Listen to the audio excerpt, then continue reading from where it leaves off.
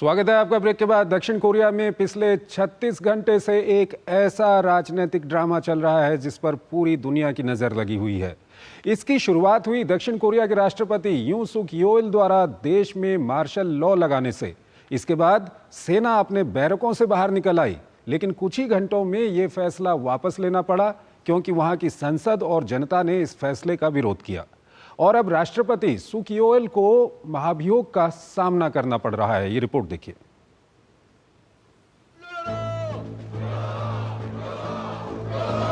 भ्रष्टाचार और गिरती लोकप्रियता से जूझ रहे दक्षिण कोरिया के राष्ट्रपति का खुद को बचाने का दांव उल्टा पड़ गया। रात के अंधेरे में लोकतंत्र को कुचलकर सियासत की नई इबारत लिखने की कोशिश कर रहे राष्ट्रपति योन सुक योल जनता के दबाव के आगे झुकते हुए देश पर थोपे गए मार्शल लॉ को वापस ले लिया।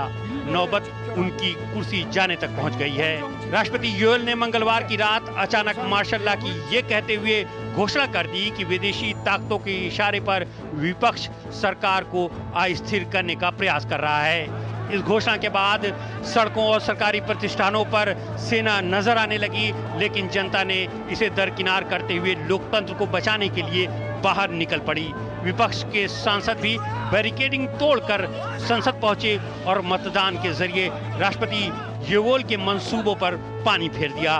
दिन चढ़ने के साथ लोकतंत्र बचाने की गुहार तेज होने लगी। विपक्ष ने संसद में राष्ट्रपति के खिलाफ महाभियोग का प्रस्ताव पेश किया तो जनता राष्ट्रपति आवास के बाहर मार्च कर उन पर इस्तीफे का दबाव बनाने लगी। अब महाभियोग पर 6 या 7 दिसंबर को मतदान होगा। महाभियोग पारित होने के लिए नेशनल असेंबली में 2/3 मत मिलना जरूरी है। ऐसे में राष्ट्रपति को पद से हटाने के लिए 300 सदस्यों वाली संसद में 201 मतों की जरूरत होगी। प्रस्ताव पास होने के बाद मामला संवैधानिक अदालत में जाएगा, जिसमें 9 में से 6 जजों का समर्थन जरूरी है। अगर यहां से भी महाभियोग पारित होता है तो राष्ट्रपति को पद से हटना होगा। बाद में यह जिम्मेदारी देश के प्रधानमंत्री को सौंप दी जाएगी। जनता की सजगता के सामने मार्शल लॉ ने कुछ घंटों में ही घुटने टेक दिए। राष्ट्रपति के फैसले के खिलाफ विपक्ष के साथ साथ उनकी पार्टी पीपुल्स पावर पार्टी के कई सांसदों ने विरोध किया। मार्शल लॉ के खिलाफ प्रस्ताव पारित होते ही सेना बैरक में लौट गई। रक्षा मंत्री ने अपनी भूमिका को स्वीकार करते हुए इस्तीफे की पेशकश की है। माना जा रहा है कि मार्शल लॉ को लागू कराने में उनकी बड़ी भूमिका थी। लोगों की भीड़ राष्ट्रपति आवास के बाहर अब भी मौजूद है। अब देखना ये होगा कि वो कुर्सी छोड़ते हैं या फिर संसद से बाहर किए जाते हैं। अतुल अनेजा हमारे साथ जुड़े हुए हैं, विदेशी मामलों के जानकार हैं, उनसे हम बात करेंगे इस खबर पर। अतुल जी, पहला सवाल यही है कि प्रेसिडेंट यून को क्या जरूरत थी इस तरह का कदम उठाने की? चंद्रशेखर जी, मुझे लगता है कि बहुत ही डेस्परेट एक तरह से कदम उठाया गया और ये कह के कि अनगवर्नेबल हो गया है साउथ कोरिया और नॉर्थ कोरिया के खिलाफ भी मजबूती नहीं दिखा रहे और ऑपोजिशन पार्टीज, तो इस तरह के आर्गुमेंट्स दिए गए हैं। उसके पीछे एक और भी जो बात आ रही है कि जो इनकी पत्नी है प्रेसिडेंट यून की, उनको करप्शन के कटघरे में खड़ा किया जा रहा था और इंक्वायरी की बात हो रही थी और वो उसे नाकार रहे थे अभी तक। तो मुझे लगता है कुछ पर्सनल फैक्टर्स हैं, कुछ पॉलिटिकल फैक्टर्स बीच में आ रहे थे और मुझे लगता है कि ज़रूरत से ज़्यादा बड़ा कदम उठाया और जो उनको जो उल्टा पड़ गया है। अतुल जी, अब जिस तरह की वहाँ पर सिचुएशन है और जो वहाँ का नेशनल असेंबली का जिस तरह का इक्वेशन है, उसमें करीब 8 सदस्यों की ज़रूरत है अपोजिशन को इनको इम्पीच करने के लिए और हो सकता है कि इनकी पार्टी से वो 8 सदस्य उनको मिल भी जाएं।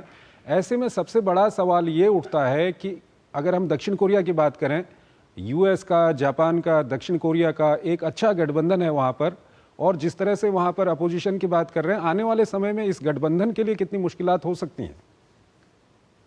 चंद्रशेखर जी, ये एक स्ट्रेटजिक या सामरिक तरीके से हम देखें तो बहुत ही इम्पोर्टेंट देश है। अब यहाँ पर अगर देखें, ये जो एशिया पैसिफिक या इंडो पैसिफिक की हम बात करते हैं, तो जो यूएस अलायंस का जो एशिया वाला विंग है, के 2 बड़े देश हैं जो उसके पार्टिसिपेंट्स हैं। एक जापान है और एक दक्षिण कोरिया है जी। और जब स्थिति यूएस और चाइना के बीच में बिगड़ रही है, और अगर इस बात की आशंका हो कि कभी चाइना से इन्वेजन होगा ताइवान का, तब कोरिया की भूमिका बहुत बढ़ेगी। इसलिए यूएस को बहुत मजबूत अलाई चाहिए साउथ कोरिया में। तो मुझे लगता है कि थोड़ा सा इसमें प्रॉब्लम आएगी, क्योंकि जो ऑपोजिशन के लीडर हैं ली जेमिंग की जो उनके स्टेटमेंट्स आए हैं कुछ, जब इनके पार्लियामेंट्री इलेक्शंस वगैरह के दौरान, तो वो एक नरमी की तरफ बात कर रहे थे, एक पीसफुल कोएग्जिस्टेंस चाइना के बारे में बोल रहे थे। और ये भी कहा जा रहा था कि भाई हमें ताइवान से क्या लेना देना, हमें अपना इंटरनल मैटर देखना है कि कोरिया में तरक्की हो। तो इस तरह के बयान आए थे। मुझे लगता है कि इसकी वजह से एक तरह से अमेरिकन प्रेशर या एक्सटर्नल प्रेशर इनके ऊपर काफ़ी आएगा, जो प्रेसिडेंट यून की फेवर में जा रहा है। तो अभी हमको ये देखना है कि इंटरनल सेंटिमेंट तो बहुत साफ है।